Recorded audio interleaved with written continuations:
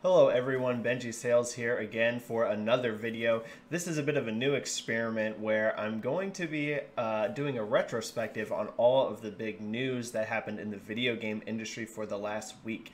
If this video ends up getting, a lot of support, then I think I'm going to do this every Sunday. It's going to be a little bit different than a lot of the podcasts that you see about video games where they're just generally talking about, news for the week. I want to try and make this, a bit of an industry spin and twist and how I think, the news from the week will affect sales, will affect, just the overall industry from a business perspective. So yeah, this week I'm going to have 5 topics, and that will vary week by week. Some weeks we'll have slow news and maybe we'll only have 1 or 2 topics. Some weeks, of course, will be a lot more packed, E3 for example. So yeah, let's dive into this week's news. All right, so for topic number 1, EA and Respawn have finally revealed Star Wars Jedi Fallen Order. This game was announced that it was in production without a title a while back, and people have been waiting for a very long time to get a look at this game and see exactly what Respawn were making.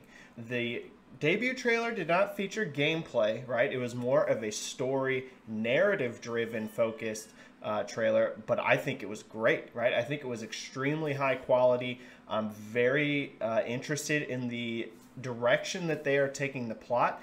Cameron Monaghan is playing the main character, right? Your Padawan, who is, out for revenge, it almost seems like, but he's kind of in hiding as well.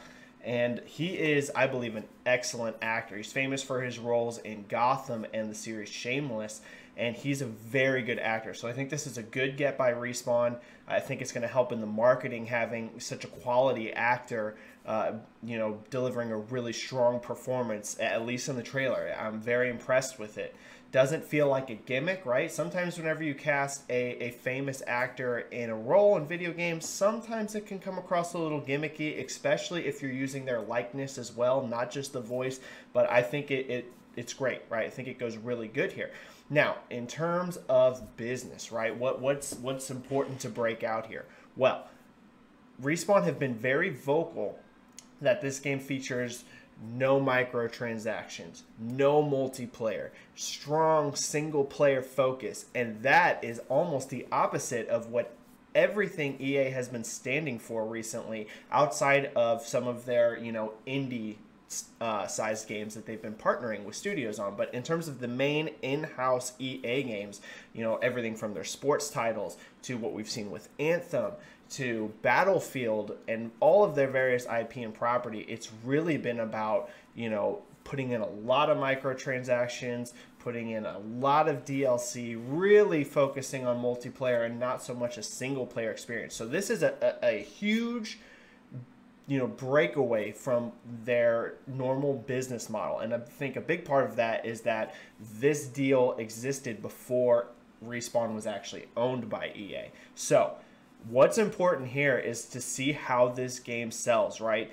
If you're a consumer and you want to see more out of EA in these single player, narrative driven focused games, which we have seen can sell, God of War, Spider-Man, I could go on and on about games that still sell huge numbers that are single player focused. So that market is not dead, but EA doesn't really make those games. So I would say to consumers that want to see more of this, right? They want to see EA pursuing these style games. It's important that you get out and support this title as long as it's good. I'm not telling you to buy it. If it comes out and it ends up bad, I'd be shocked if it is bad. This is Respawn we're talking about here. I mean, Apex Legends, Titanfall, their history speaks for itself. And it is being directed by Stig, who was famous as the director for God of War 3, right? So a lot of history there and that action-focused style game. So yeah, I think there's a lot here to be really positive about. The trailer right now, as of the time of this recording, is about to pass 4 million views already on the main Star Wars channel with over 150,000 likes. These are massive early metrics. These are staggering. It is rare that games of any style get these sort of metrics this quickly, and especially a single player game like this, right? So I would say early metrics, not pre-orders or anything like that. This is different, but you can actually pull a lot away from trailer views, like ratios. Those are actually becoming pretty important in tracking games.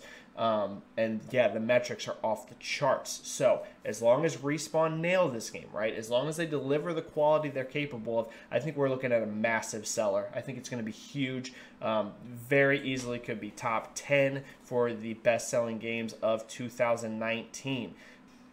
And for this week's second topic, Activision has announced that From Software's new IP, Sekiro Shadows Die Twice, has passed 2 million copies in its first 10 days on sale. This makes it the fastest selling From Software game ever. That's right, even faster than the Dark Souls games, which is extremely impressive because that had 3 iterations to grow, right?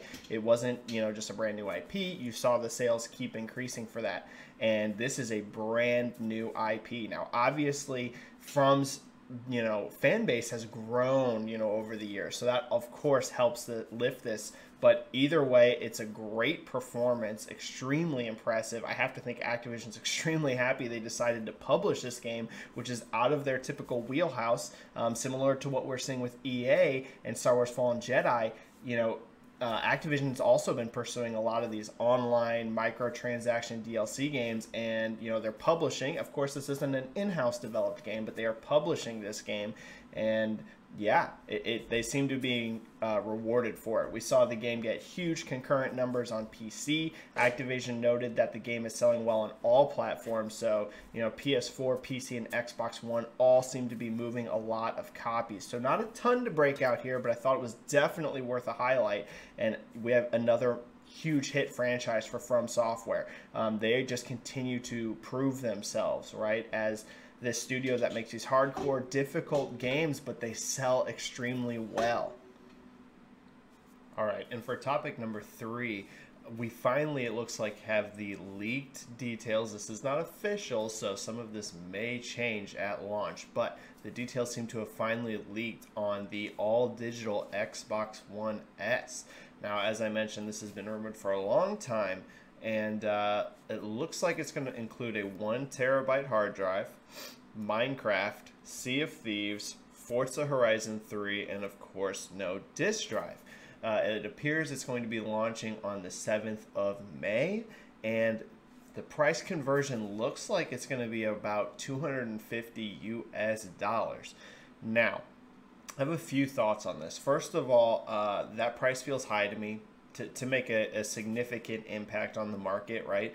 We see the Xbox One S, the standard Xbox One S, go on sale around that price, very often, sometimes for even less. So $250 just seems high for the list price. I think it really needed to be $199 or less in order to have a large scale impact, right?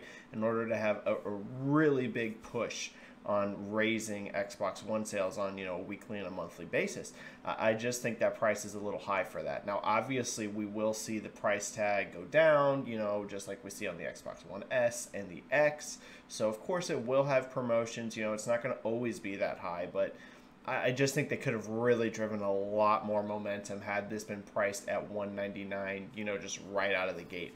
The 3 games it comes with are good. Those are good, solid first-party titles, but they are included in Game Pass, and this being, this being an all-digital console, I assume that they want, these people that purchase this console to be buying Game Pass along with it as well. So it somewhat seems redundant to include those 3 games, in my opinion, so I don't see a ton of added value there. They're good titles. I'm not knocking the games themselves.